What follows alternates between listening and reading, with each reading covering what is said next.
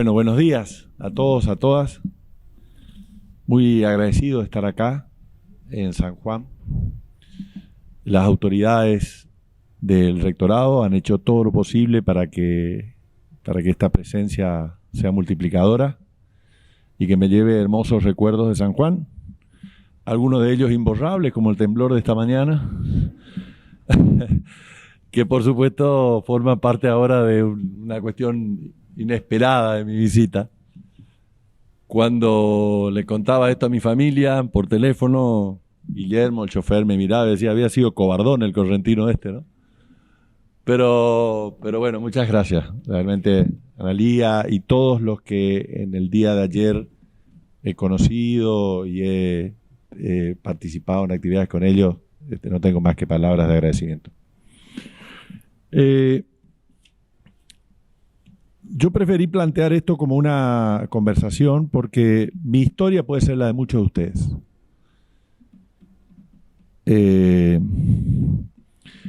Yo era secretario de Derechos Humanos de Corrientes entre el año 2004 y 2008. En mi provincia el colectivo de excombatientes tiene una presencia enorme. 1876 correntinos participaron en Malvinas. En relación al número de habitantes en la provincia, que por ese momento tenía 500.000 habitantes aproximadamente, es la provincia que mayor cantidad de sus hijos aportó a la causa Malvinas, algo muy parecido con Chaco, que tiene también una cantidad de soldados parecidos en número y de habitantes. 3.000 bonaerenses se fueron a Malvinas, para entender, pero ya Buenos Aires es una provincia de 17 millones de habitantes.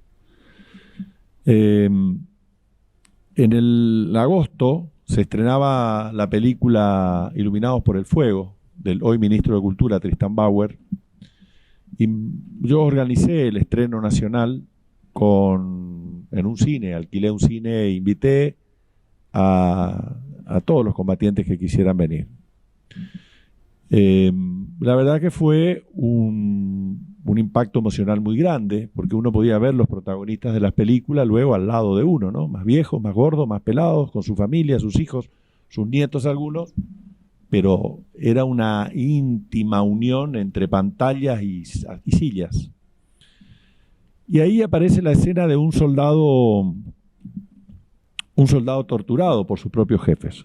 Y la verdad es que el cine de Hollywood nos ha preparado para ver las tropelías que un ejército vencedor hace del enemigo, o aún un ejército imperial hace sobre una población vencida.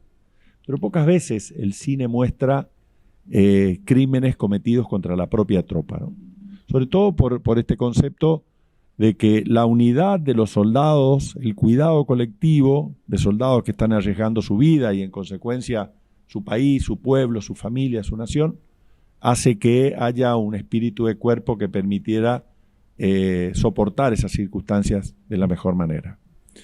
A partir de ahí, lo que yo pensaba que iba a ser una cena, un asado de rigor posterior, casi cholulo entre director, actores y protagonistas de la película, se transformó en una ambición de saber y de conocer lo que había pasado en Malvinas de mi parte, porque en la misma cena posterior le pregunté ¿qué te pareció la película? Y específicamente esa escena, y varios de los soldados me dijeron la película es muy buena pero se queda corto. Y yo me acordé de aquella vieja canción popular que dice que las cosas se cuentan solo hay que saber mirar. Entonces empecé a preguntar en este enorme colectivo correntino y ahí me fueron contando. Hubo que vencer mucho silencio. Durante 2 años recorrí la provincia buscando casos, hablando. Finalmente 23 de ellos estuvieron dispuestos a hablar, los filmé, los registré y yo sistematicé la presentación en forma de denuncia. Porque cuando uno está en la función pública no hace lo que quiere ni lo que puede, sino tiene que hacer lo que se debe, decía alguien que pasó por acá, liberando América, mi comprovinciano José de San Martín, gobernador de Mendoza. 15 soldados daban cuenta de haber sido testigos de torturas de soldados, 5 habían sido torturados en Malvinas. Varios me daban cuenta de la muerte de 2 soldados correntinos por hambre. Otros me contaban el asesinato de un soldado correntino por una disputa con su cabo en el baño de la unidad militar antes de ir a Malvinas, y que luego el cabo solucionó ese diferendo con una ametralladora. Esta presentación, tomar estos testimonios, me llevaron 2 años, desde el momento del cine, 8 de agosto del 2005, hasta el momento de la presentación, que en estos días, la semana que viene, se cumplen 15 años. 15 años buscando justicia. Primero, ¿por qué la dificultad? Y acá pasa algo de lo que tenemos que entender de Malvinas, la desmalvinización. Inmediatamente determinado la guerra, los trajeron al continente, los subieron a colectivos con ventanas cerradas o en camiones, los llevaron a las unidades militares, los soldados de la Marina al Puerto Belgrano, los del Ejército a Campo de Mayo. Todos decían, estábamos en un plan de engorde porque nos hacían comer todos los días y a cada hora.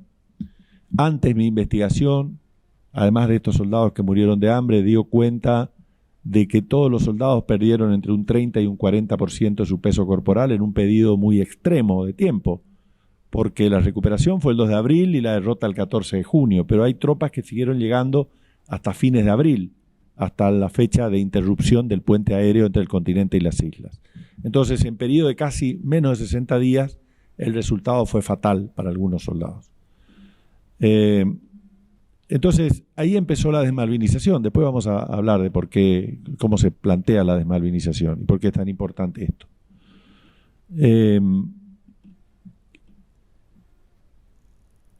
La solución planteada fue la de no hablar de Malvinas. Malvinas resumía, en primer lugar, las contradicciones de los argentinos, ¿no?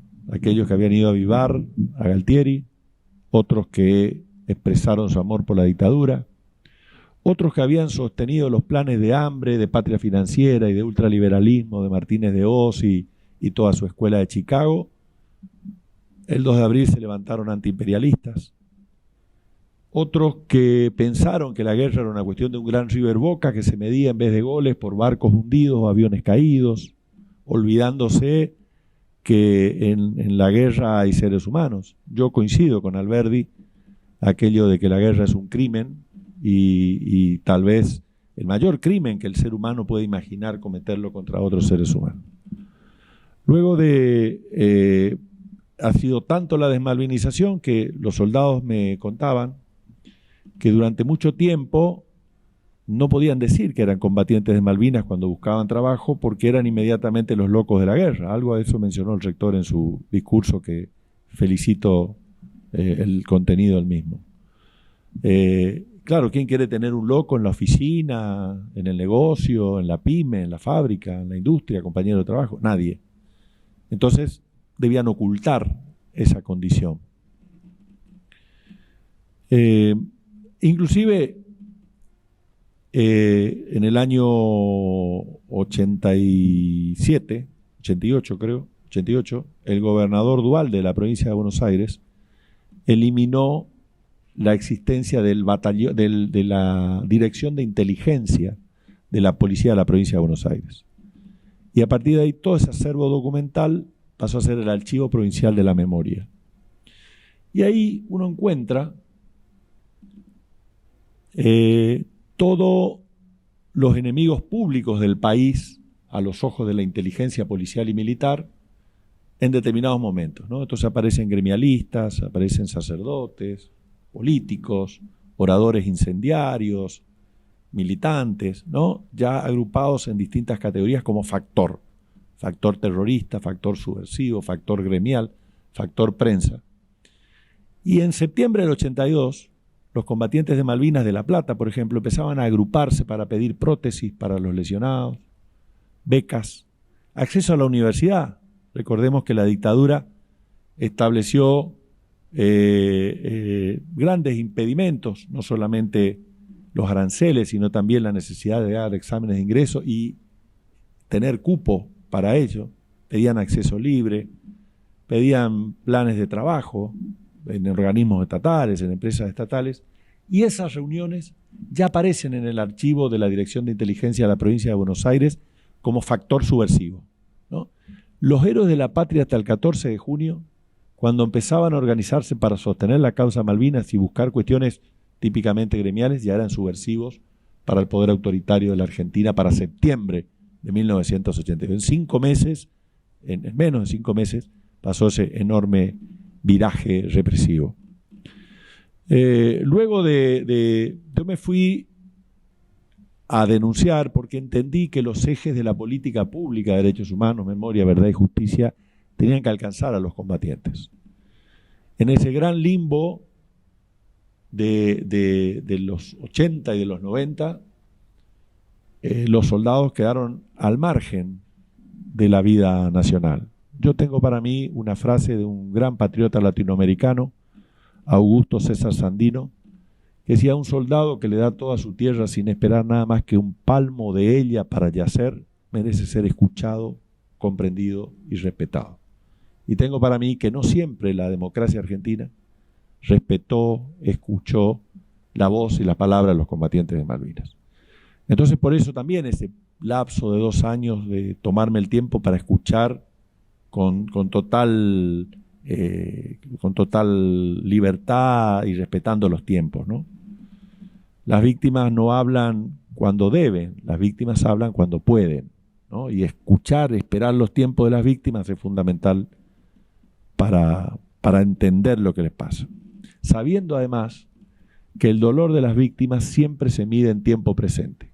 Me pudieron haber chocado el auto hace 2 años. Puedo contar dentro de 10 años el temblor de San Juan como un dato histórico. Pero los que sufrieron víctimas de abusos, de violaciones de derechos humanos, cuentan los padecimientos como si estuviera sucediendo en ese exacto momento del relato. Entonces, yo le agregué a esos ejes de memoria, verdad y justicia, soberanía. Porque yo podía denunciar esto en el Juzgado Federal de Corrientes, que quedaba a 200 metros de mi oficina. O podía ir a los tribunales de Comodoro Pi, ¿no? Porque todos los provincianos sabemos que Dios está en todos lados, pero atiende en Buenos Aires. Allí se iba a encontrar repercusiones, prensa, facilidad para investigar. Pero fui al Juzgado Federal de Río Grande porque Malvinas es parte de la provincia de Tierra del Fuego, Antártida e Isla del Atlántico Sur, y era para mí un acto de reivindicación de la soberanía argentina que un juez argentino aplicara la ley argentina por hechos que sucedieron en territorio argentino, cometido contra argentinas, lamentablemente perpetrado por argentinos. Quiero decir que después de caminar juntos en esta lucha con los combatientes de Malvinas de La Plata, acompañé la denuncia que ellos hicieron por crímenes de guerra contra soldados ingleses que fusilaron soldados argentinos que se rindieron en la contienda, cometiendo crímenes de guerra. Esto también es parte de la desmalvinización.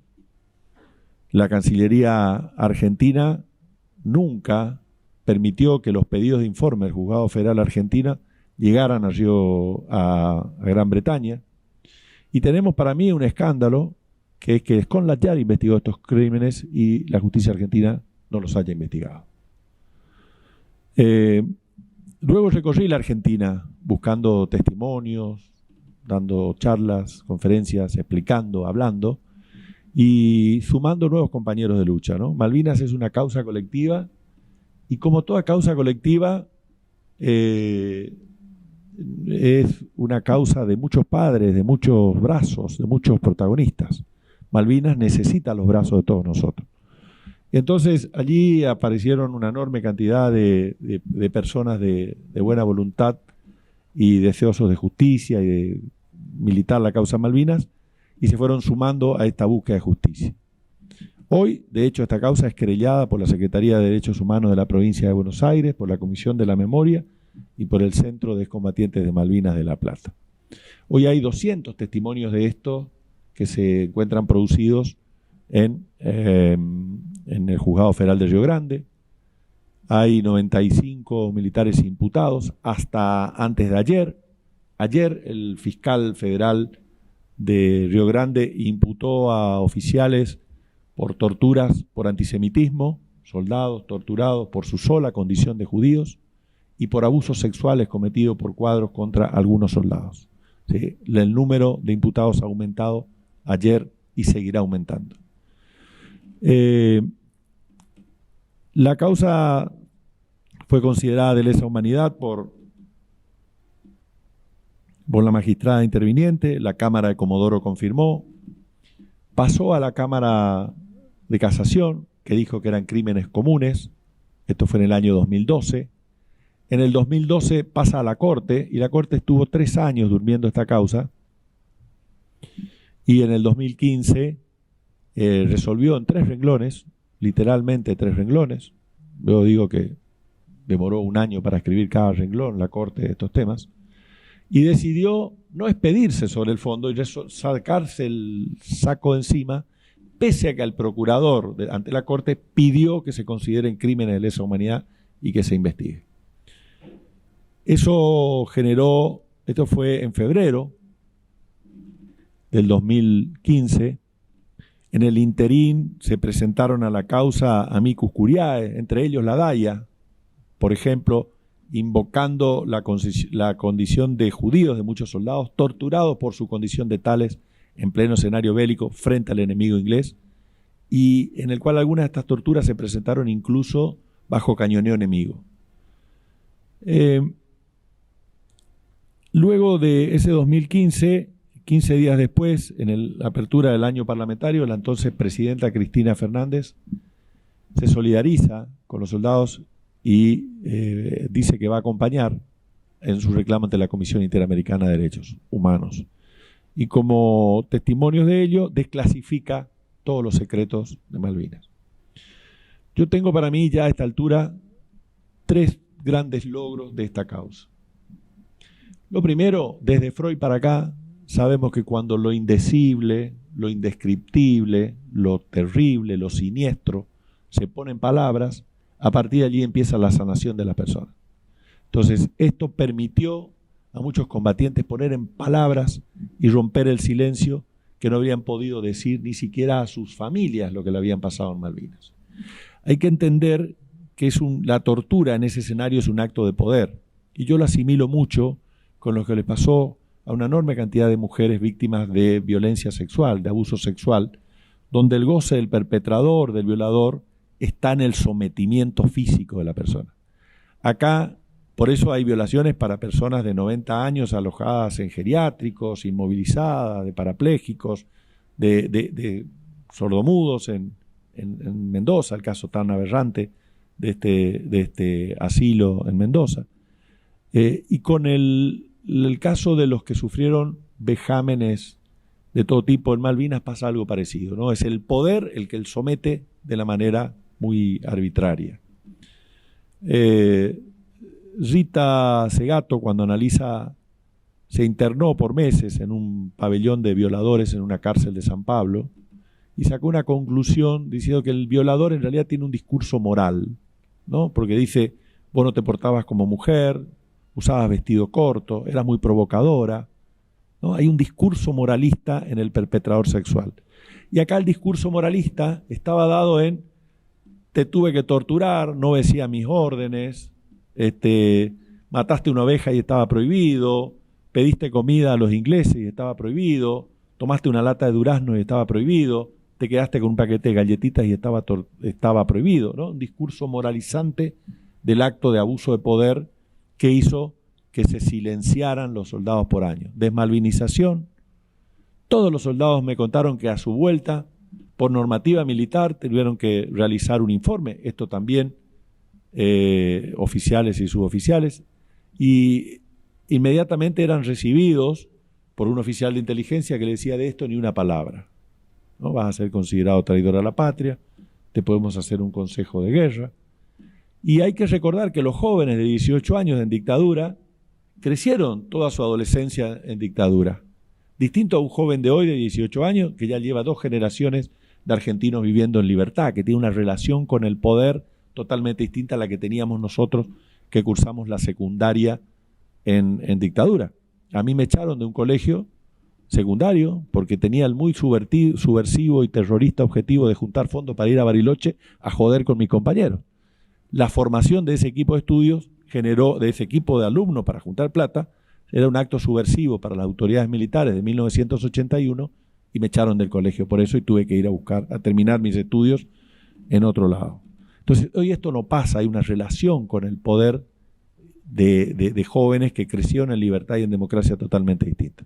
Entonces, la desmalvinización, hacerlos responsables de la derrota y al mismo tiempo el silencio impuesto generó que por muchos años se callaran los combatientes de Malvinas. Hay un dato, no soy psicólogo, pero he conversado con muchos tratando de entender. Hay más muertos que participaron en Malvinas por suicidio que por acciones bélicas, ¿no? Hay una cifra cercana a los 500 combatientes que se suicidaron, ¿no? El suicidio es un acto colectivo. Uno se suicida cuando no hay lazos con la vida, con la familia, con la tierra, con la patria, con la cultura, con los amigos, con el barrio, con el club, que lo aten a la vida, ¿no? Entonces imaginemos el horror que vivieron estos compatriotas que encontraron en el suicidio la salida a su agobiante situación. Entonces, uno de los problemas fue que cuando el Estado argentino empezó a ocuparse de su salud, en los 90, un primer acto de reconocimiento a los soldados, la obra social que se les asignó era la del PAMI, que tiene un vademecum prestacional no adecuado, porque estamos hablando de personas de la tercera y cuarta edad, adultos mayores, distinto para un joven que en los 90 tenía 26 años, 27 años. Sus preocupaciones era un pediatra para mi bebé que acaba de nacer, ¿no? La posibilidad de que mi compañera tenga ginecólogo o tenga obstetra, ¿no? Y los problemas de enfermedades mentales no era ni el Alzheimer ni la demencia senil, era el estrés postraumático, ¿no? Entonces, perpetuó, si bien dio alguna solución parcial, perpetuó esta imposibilidad del Estado de atender la situación de los combatientes de Malvinas. Luego de ese anuncio de la presidenta que nos iba a acompañar y de la desclasificación que realiza el 2 de abril del año 2015, la Corte saca una aclaratoria sobre la sentencia esta que había resuelto la situación en 3 renglones. La Corte en toda su historia, de 1863 hasta hoy, sacó 2 aclaratorias en toda su historia. Esta es una de ellas. Y dijo, bueno, yo resolví por una cuestión procesal. Cuando venga de vuelta el caso, voy a analizar. Ahí es que permitió seguir investigándose. A partir de ahí el Ministerio Público Fiscal derivó este caso en la unidad de Procuraduría de Crímenes contra la Humanidad y se siguió profundizando los estudios y las imputaciones, al extremo que, insisto, ayer se presentó estas imputaciones por torturas, por antisemitismo y vejámenes sexuales. El segundo logro que tiene esta causa es que permitió que se desclasifique el informe Rattenbach. Recordemos que la dictadura, y bien terminada la guerra, crea una comisión que se llamaba pomposamente Comisión de Análisis y Evaluación de Responsabilidad del Conflicto del Atlántico Sur.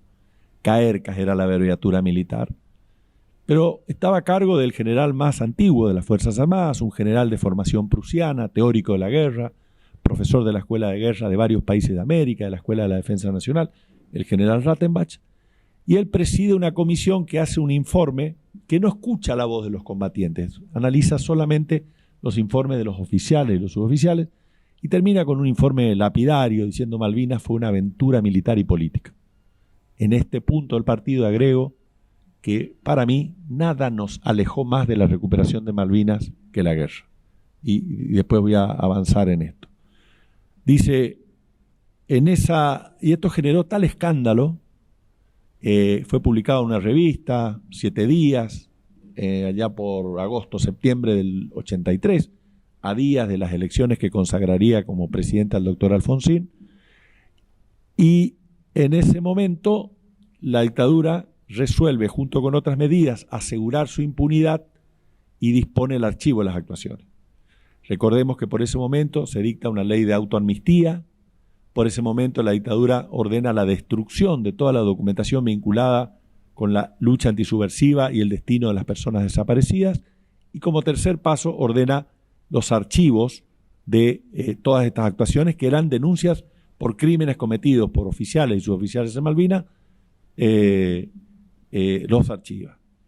Entonces, con la desclasificación, el tercer logro, aparece toda esta documentación y todos aquellos que nosotros veníamos peleando desde Corrientes y ya de todo el país, empiezan a aparecer por un número impresionante de casos, ¿no? Por ejemplo, aparecen 197 casos de soldados desnutridos e imposibilitados de combatir por desnutrición extrema. También aparece que no hay ningún oficial desnutrido y ningún suboficial desnutrido, ¿no? Entonces, con desnutrición extrema. Entonces, para mí, la distribución de alimentos no obedece a una consecuencia inequívoca de un bloqueo de una unidad militar donde no le pueden llegar reaprovisionamientos. Muy por el contrario, es fruto de una decisión de distribuir los alimentos de una determinada manera, no como una consecuencia inevitable de la guerra. Todos mis entrevistados me decían, primero comían los oficiales, segundo los suboficiales y luego nosotros.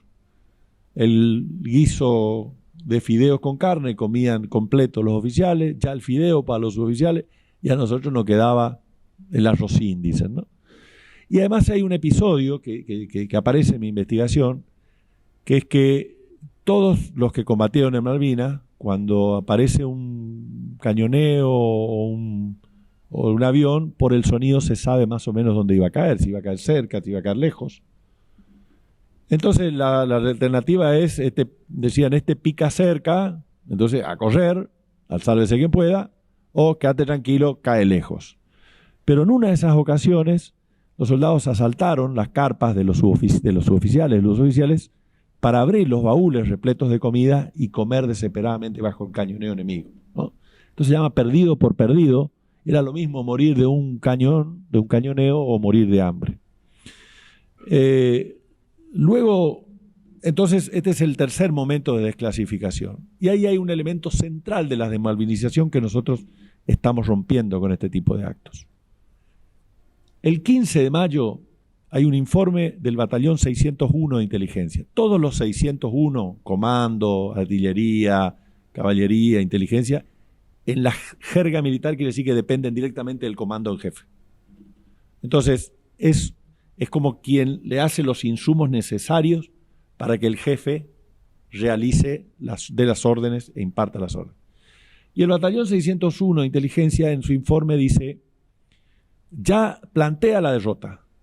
Todavía faltaban 29 días de guerra más y para la inteligencia militar ya estaba el escenario de derrota.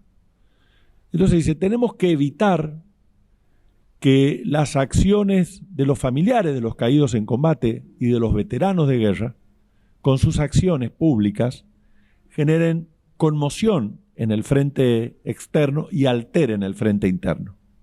Lo que estaba diciendo la dictadura es, tenemos que evitar otras madres de Plaza de Mayo, otras abuelas de Plaza de Mayo, u otra comisión de familiares detenidos desaparecidos por razones políticas, ¿no? Es un fenómeno argentino, la aparición en el escenario público y político de los familiares de las víctimas, ¿no? Es profundamente argentino, orgullosamente argentino, ¿no?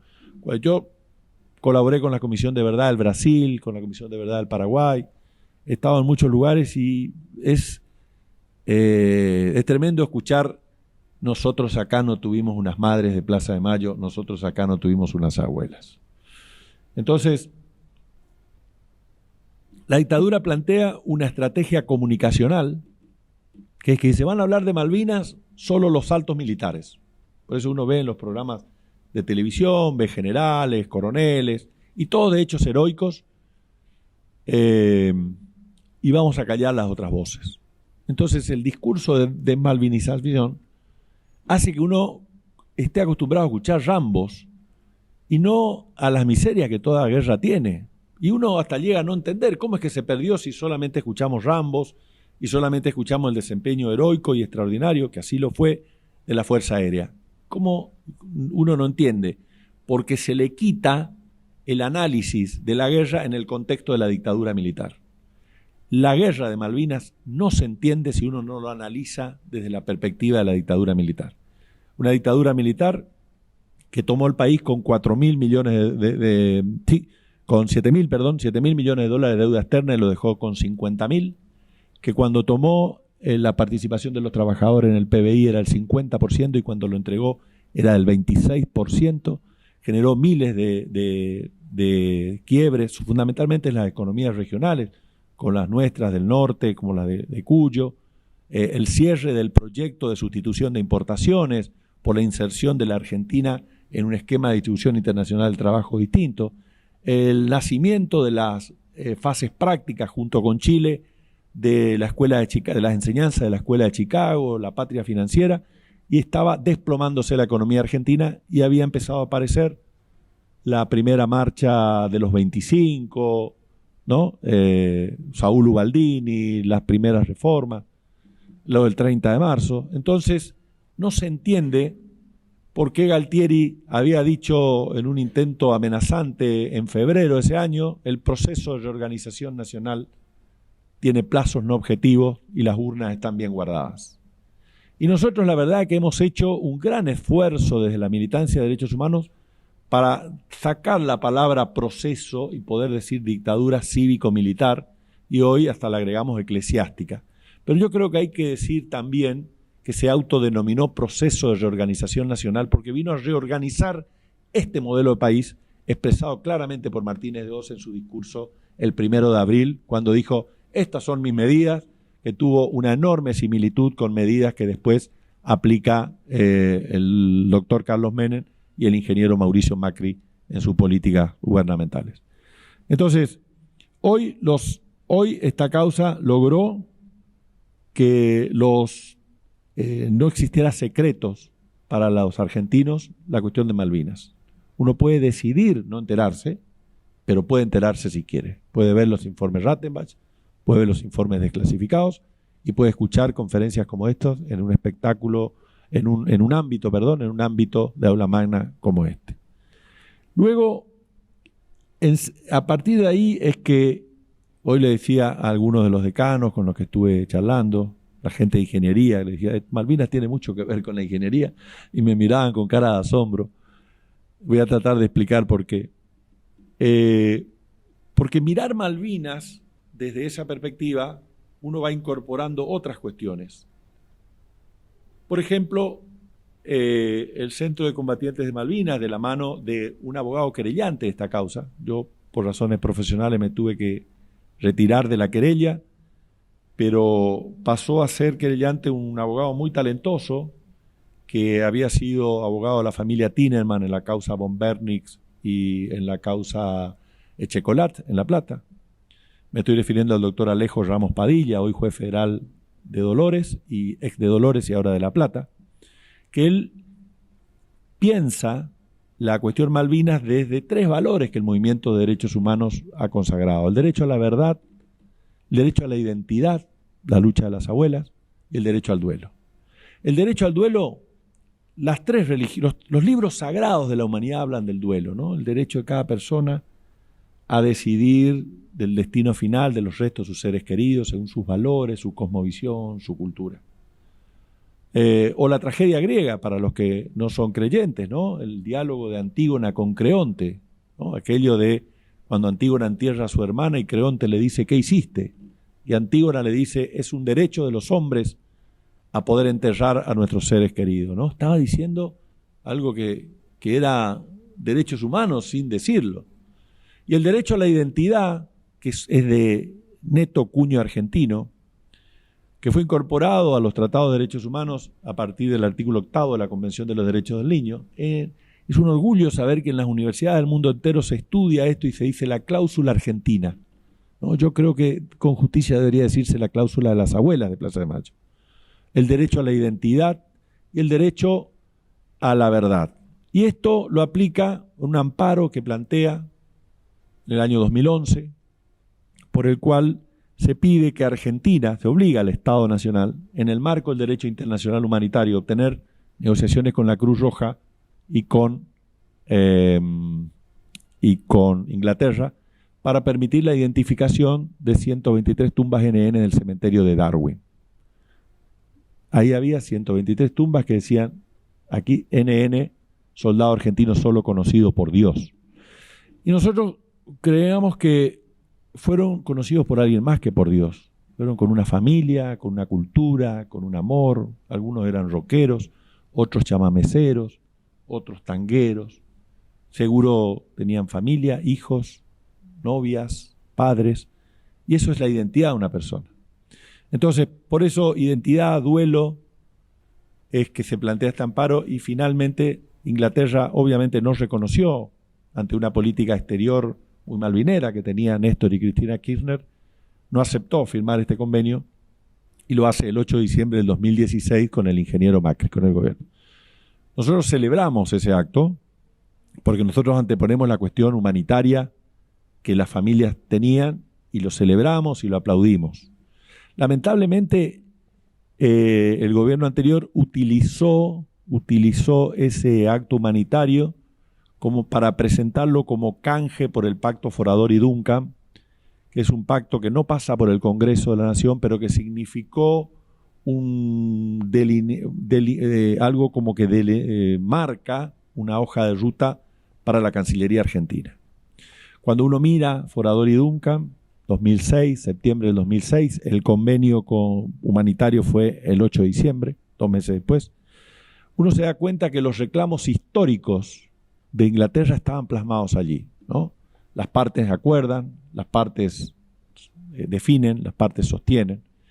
Y cuando se trata de los intereses de la Argentina, la expresión es las partes negociarán, ¿no? No hay que ser el más inteligente de la cuadra. Pasa que una cosa es que las partes acuerdan y otra cosa es las partes negociarán, ¿no? En una cosa es qué bueno lo conseguís, cantemos el gol, y en otra es seguir jugando que algún día va a hacer el gol. Entre esas cosas, por ejemplo, Argentina puso a disposición de Gran Bretaña toda la información de pesca que existe en las universidades argentinas a disposición de Gran Bretaña. Ustedes saben que la pesca es algo más que la pesca artesanal, que tiramos una línea, los correntinos la hacemos culturalmente hace siglos, y aparece algo. No, se estudia la salinidad, las temperaturas, las profundidades, las corrientes marinas, las artes son distintas, el tipo de redes, el ancho de redes, la extensión de las redes según la pesca, según la época, si es época de cría, de desove, se ven todas las cuestiones que tiene la pesca. Bueno, Argentina entregó toda esa información y a fines del gobierno de Macri se encontraba discutiendo con Gran Bretaña un tratado de regulación de la pesca en el Atlántico Sur que en los hechos iba a implicar reconocerle el estatus de Estado ribereño a Gran Bretaña, ¿no?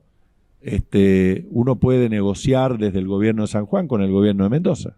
No tiene mucho sentido negociar límites con el gobierno de Santa Cruz. Esto es evidente, dicho un ejemplo grosero y burdo. Pero la Cancillería anterior había avanzado en esa dirección. Luego de que se pudiera avanzar, yo creo que la identificación es un logro importante, insisto, más allá de que la finalidad del gobierno de Macri haya sido presentarla como canje. Nosotros decimos lo humanitario no se canjea y la soberanía no se canjea. Entonces, en ese esquema, uno empieza a mirar otras cuestiones de Malvinas que implican violaciones masivas de derechos humanos. Ustedes saben que me ha presentado el orador como militante de derechos humanos, lo soy, tal vez desde aquel episodio de que me echaron de la escuela por organizar a mi compañero para ir a Bariloche de joda, no armar ninguna revolución, pensábamos ir a los boliches, pensábamos la nieve, todo eso, ¿no?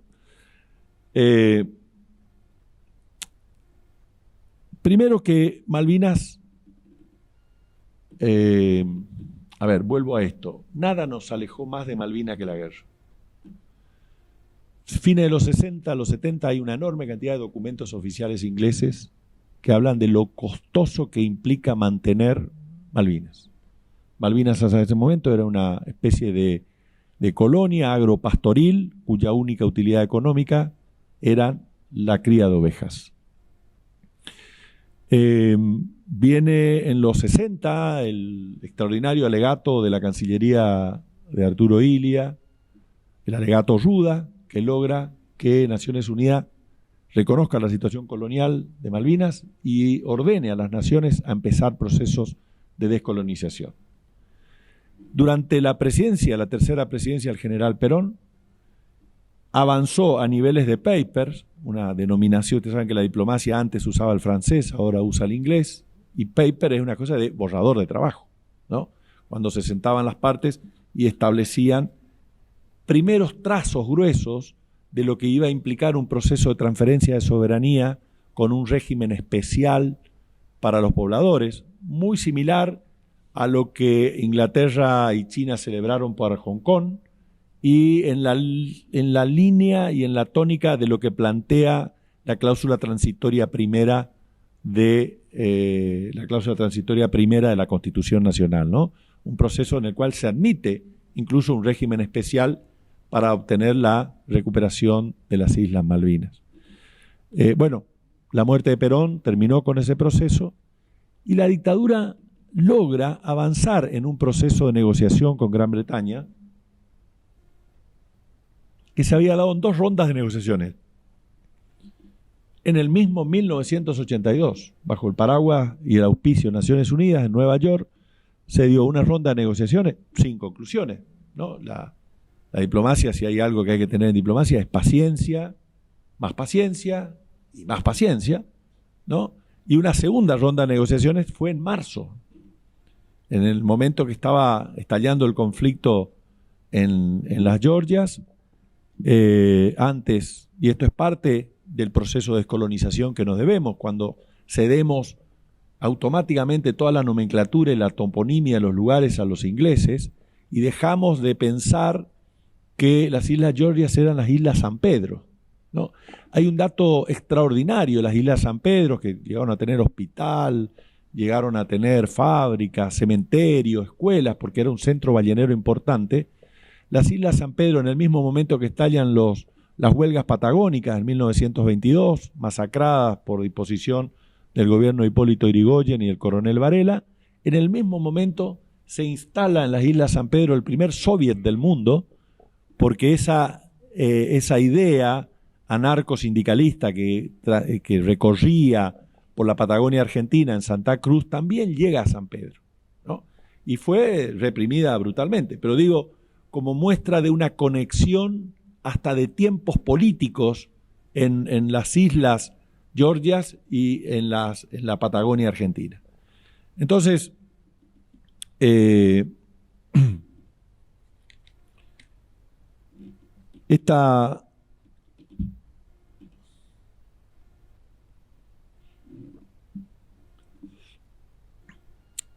esta cuestión de Perón luego avanza con las negociaciones en Nueva York.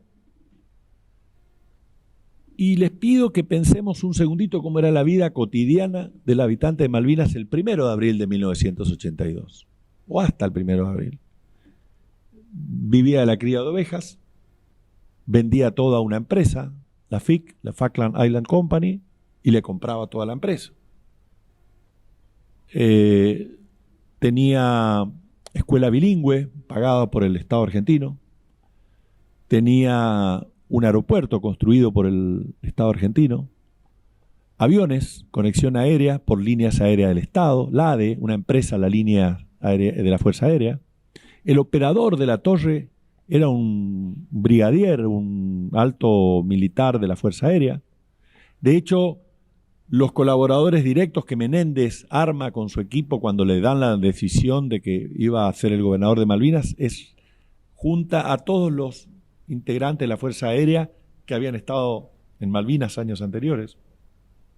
La conexión sanitaria era por los aviones del ADE a Río Gallegos y Comodoro Rivadavia. El correo era la vieja Encotel y el teléfono era la vieja Entel. Es decir, que había una presencia cotidiana del Estado argentino, que había, el gas era de gas del Estado y el combustible era de YPF. Había una presencia de la Argentina que con mucha inteligencia estaba diseñando una cuestión de instalación de la realidad argentina que iba a llevar inevitablemente a lo que ya los diplomáticos estaban negociando en el contexto de la situación colonial. Claro, pero un gran publicista argentino, Puig, dice que lo único constante de las relaciones exteriores argentinas es su inconstancia, ¿no? Y esto es muy claro, cuando uno mira la política exterior, un gobierno marcha en este sentido, e inmediatamente el siguiente marcha en este otro sentido, y el otro marcha para allá. Bueno, así es imposible plantearse una estrategia de largo plazo que plantee la recuperación de Malvinas. Y no se alejó porque eso permitió, primero, consolidar un gobierno ultraliberal que modelizó el mundo con un esquema Reagan-Thatcher, consolidar. Permitió reforzar la importancia estratégica que tenía más allá de los costos económicos. Malvinas es hoy una base militar, es el territorio más militarizado del mundo en la relación población militar-población civil. Gran Bretaña renovó el año pasado su arsenal misilístico, ¿no? Con capacidad de llegar a cualquier punto del territorio continental argentino misiles. Hoy mismo puede estallar acá un misil. Esto no es nuevo, como tampoco es nuevo el patrullaje de los submarinos nucleares, en violación al Tratado de No Proliferación de Armas Nucleares, el Tratado de Tlatelolco, que dice que América Latina es una zona de paz. El imperialismo mandó su submarino. El Conqueror, el que hunde el general Belgrano, es un submarino no cargado con armas nucleares, pero sí con propulsión nuclear, con lo que queda abierto el desastre nuclear.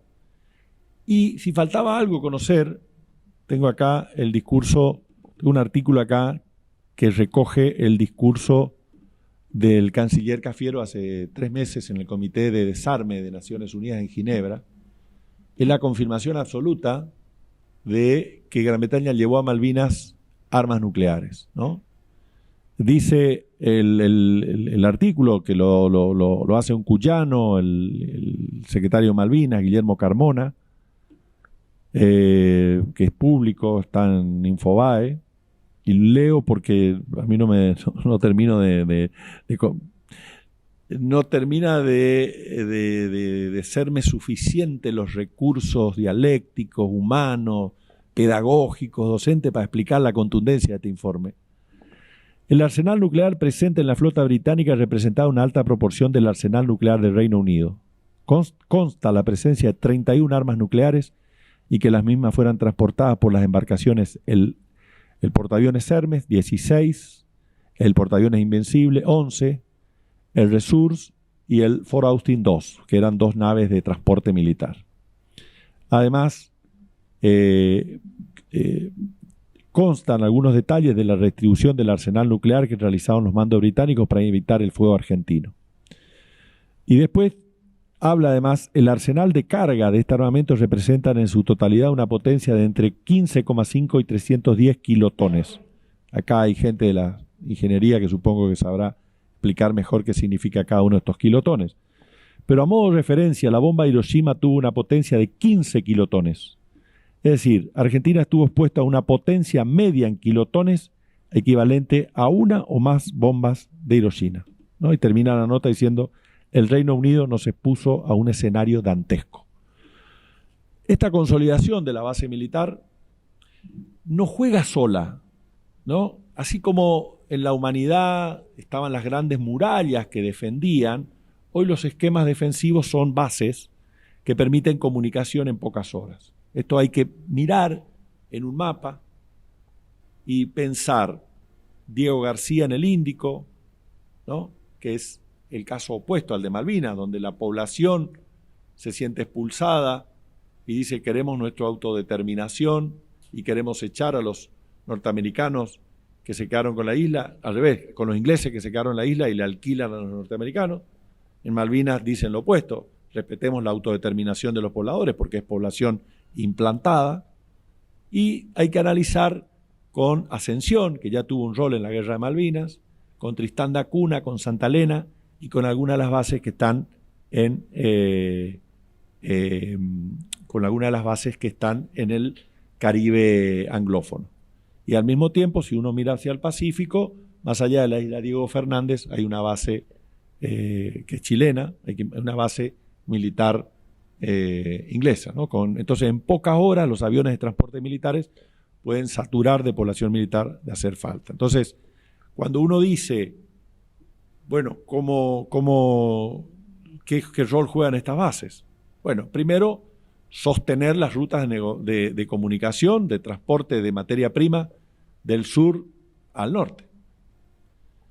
Si uno piensa que llevar el petróleo de la península arábiga pasa por el Cabo de Buena Esperanza y llegar hasta el Golfo de México tarda 35 días el petrolero, pero ir desde Maracaibo, el lago Maracaibo, hasta el mismo lugar son 3 días, uno entiende el rol de los medios de transporte.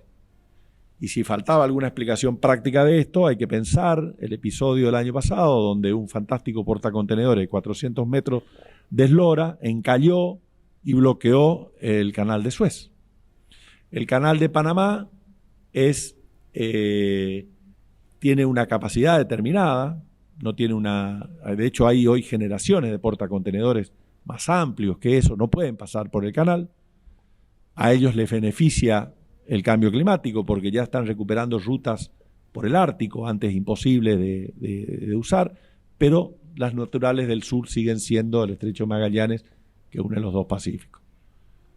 Hay una cuestión muy simple con esto. Yo esto una vez lo expliqué en una escuela rural en el medio de la cuña boscosa santafesina. Ustedes saben que la forestal inglesa, que es un modelo de economía extractivista en demasía, deforestó 2 millones de hectáreas de quebracho, árboles que tardan 100 años en crecer. Y claro, nunca encontré tanto entendimiento de estos conceptos como lo dije ahí, que es que si todo el mundo consumiera como España, que necesitaría para proveer materias primas 1,6 planeta de otro. No sé si me explico, ¿no? Tanta energía, tanto petróleo, tanto material, tantos insumos, 1,16 en España. Pero casi 6 planetas si todo el mundo consumiera como los Estados Unidos. Entonces, eso necesitan asegurar las rutas de abastecimiento industrial de nuestros países que siguen en este esquema, pensándose como proveedores de materias primas y no de industrialización en nuestros lugares. Por eso el ataque a la política de sustitución de importaciones y por eso el ataque permanente a la industria nacional. Para poder sostener aquellos niveles de desarrollo necesitan que Zimbabue siga produciendo una necesidad planetaria de 0,10, Burundi de 0,8, ¿no? Zimbabue de 0,21, ¿no? No sé si soy claro en esta idea, ¿no? En la medida que sigamos generando rutas de comunicación y de transporte para seguir produciendo hacia allá. Voy a ir terminando para dar lugar a las preguntas. Malvinas hoy es una base que constituyeron el enorme desarrollo de la actividad económica colonial con la pesca, con licencias de pesca que depredan el mar argentino. Si uno quiere saber la magnitud, tiene que mirar el movimiento de entrada y salida de barco del puerto de Vigo, en España. Cuando uno mira hacia dónde van los barcos, dice Malvinas, Malvinas, Malvinas, Malvinas, pescadero Malvinas, Malvinas, Malvinas, ¿no? Cuando uno va a los restaurantes españoles, encuentra unos langostinos así de grandes y mira el lugar, son langostinos argentinos, que la mesa de los argentinos está prohibida. Y perdónenme, en esta universidad, ejemplos a veces sencillos para entender, pero yo nunca había, cuando me fui a estudiar a Buenos Aires, nunca había comido en mi vida pescado de mar, ni conocía el mar. Y a mí me maravillaban las milanesas de merluza con puré, que era una merluza que salía como 10 centímetros de cada plato, ¿no? Era una cosa así, una especie de zapatilla de Shaquille O'Neal, era una cosa así, grandísima. Y hoy cuando uno pide merluza le dan una especie de galletitas vainilla, ¿no? Porque la depredación ha avanzado a tal nivel que está afectando lo que el Papa Francisco dice nuestra casa común. Entonces, Malvinas garantiza niveles de vida a la población, de aquella población agropastoril de Malvinas a hoy a tener uno de los PBI más altos del mundo, similares a los de Kuwait, a los de Suiza, con alta calidad de vida a partir de la depredación pesquera. Afecta nuestro derecho al medio ambiente, derecho humano colectivo, nuestro derecho a la alimentación actual y futura. También a partir de ahí hay posibilidades de explotaciones de minerales. El petróleo no se ha explotado todavía porque en la medida que el costo del barril siga siendo superior al costo de producción en esa cuenca, no tiene sentido.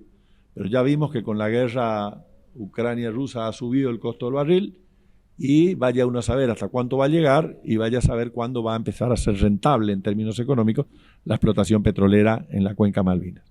Antártida, nuestra Antártida, no hay ningún otro país en la Tierra que tenga tanta presencia antártica como la Argentina.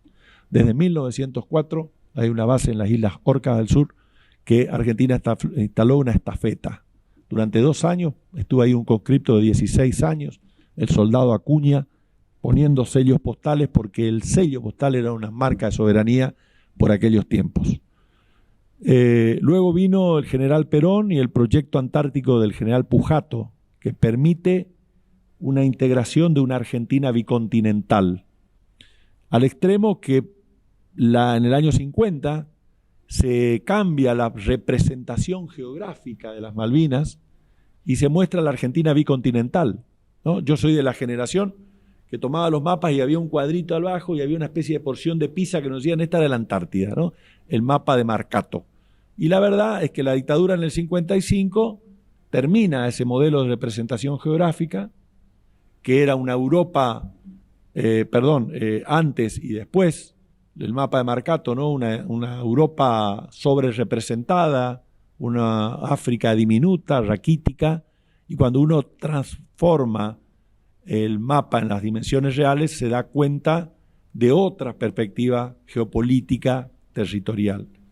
Entonces, la Antártida, Perón y Pujato lo vieron con absoluta claridad, es no solamente más que hielo, es la reserva de agua potable más importante del mundo.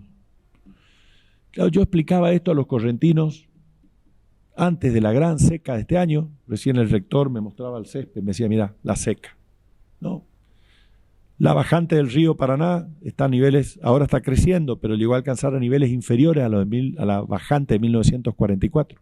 Hace meses que no llovía y ahí está una corriente incendiada con toda su fauna destruida por los cambios climáticos. Bueno, el agua cobra otro valor, ¿no? Cobra otra entidad a partir de esa catástrofe natural.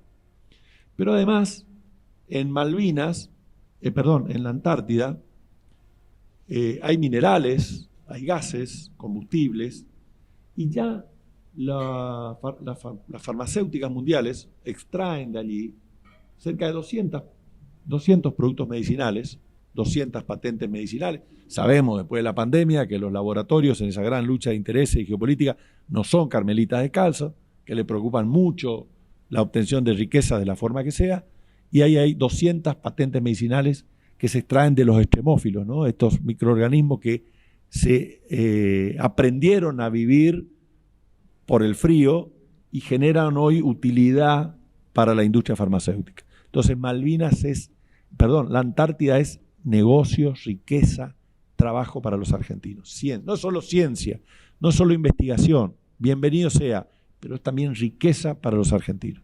Y hoy tenemos que en Malvinas se encuentra construyendo el imperio un enorme puerto que le va a permitir el salto hacia la Antártida al vencimiento del Tratado Antártico. Inglaterra tiene pretensiones territoriales, todos sabemos que el Tratado Antártico congela las pretensiones territoriales, tiene pretensiones similares a las que colisionan con Argentina y con Chile. Y en enero lo tuvimos al ministro de Defensa Tayana y a la gente de la Cancillería inaugurando las obras del polo antártico del puerto de Ushuaia, ¿no? Porque eso plantea una gran necesidad de infraestructura y todos sabemos que hay una enorme cantidad de pueblos del mundo que han progresado a partir del cambio de la infraestructura de transporte que ofrecen. Ahí está Punta Arenas, una ciudad que creció al ladito del territorio argentino, cerquita del Río Gallego, a unos 300 kilómetros, abasteciendo buques en el paso interoceánico, o un ejemplo más moderno, de los aeropuertos de Dubái y Qatar, que crecieron ofreciendo petróleo más barato para los aviones, y ahí tienen un fantástico hub de aeronavegación. Entonces, Malvinas está construyendo un puerto que va a permitir dar el salto antártico con facilidades. De hecho, hay un episodio reciente que tuvo mucha trascendencia de un avión de Lufthansa que aterriza en el aeropuerto de Malvinas con científicos para la campaña antártica de verano. Bueno, eso iban generalmente a Ushuaia. Entonces Malvinas empieza ya a ser un polo no solamente depredando recursos argentinos, sino compitiendo con recursos argentinos. Yo no quiero extender más esto, prefiero en todo caso abrir algunas preguntas, pero yo empecé con una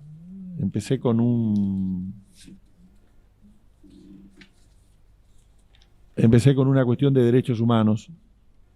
He hablado todo el tiempo de derechos humanos, de nuestro derecho a la integración, de nuestro derecho a la autodeterminación, de nuestro derecho a la soberanía, de nuestro derecho a la paz, de nuestro derecho al medio ambiente, nuestra casa común, dice el Papa Francisco. Y a veces los poetas tienen la posibilidad de explicarnos con pocas palabras lo que a nosotros que nos sobran las palabras y nos sobra la pasión para tratar de explicar estas cosas, a la cual pido y agradezco la paciencia de todos ustedes para estar en este momento ya pensando en los canelones, pensando en el bife, en la milanesa. Le agradezco enormemente. Pero encontré cuando estaba trabajando, cuando empecé a trabajar, leí este poema de Rodolfo Braselli, que con el permiso de ustedes se llama Cruz del Sur, Cruz en el Sur. Dice: de espaldas solo, de cara a todo el cielo, aquí estoy. Me han crucificado en la tierra, mamá, y tengo frío.